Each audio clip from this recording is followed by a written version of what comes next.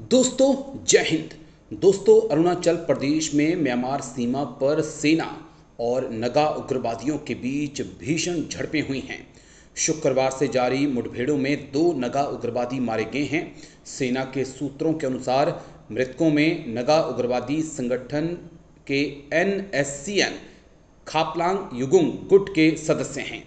अरुणाचल प्रदेश के सुदूर लोंगडिंग जिले में गश्त के दौरान शुक्रवार को सेना और असम राइफल के संयुक्त बल पर नगा ने हमला कर दिया।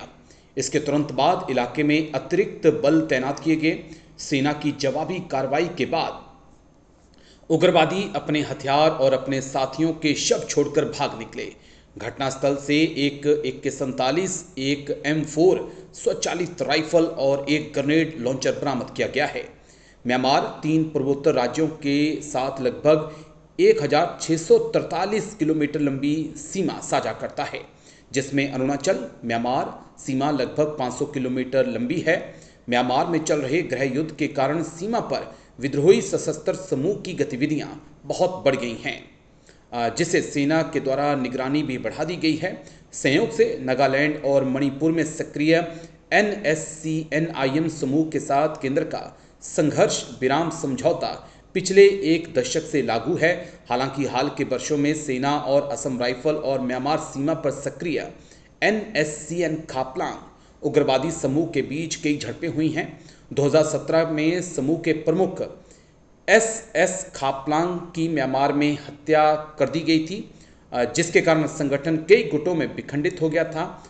अरुणाचल म्यांमार सीमा के साथ साथ NSCN खापलांग समूह असम में भी अब सक्रिय हो चुका है।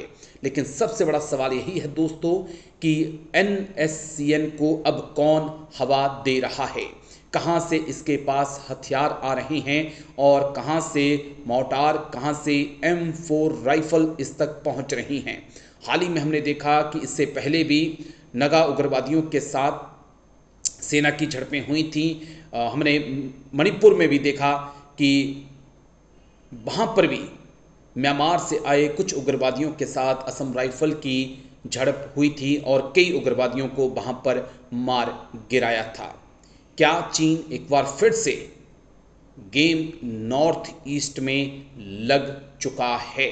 इसको समझना होगा और आने वाले वक्त में नॉर्थ ईस्ट के ऊपर हमें गहरी नज़र बनाकर रखनी होगी, क्योंकि जो संकेत मिल रहे हैं वो यही इशारा कर रहे हैं कि चीन नॉर्थ ईस्ट को फिर से डिस्टर्ब करना चाहता है।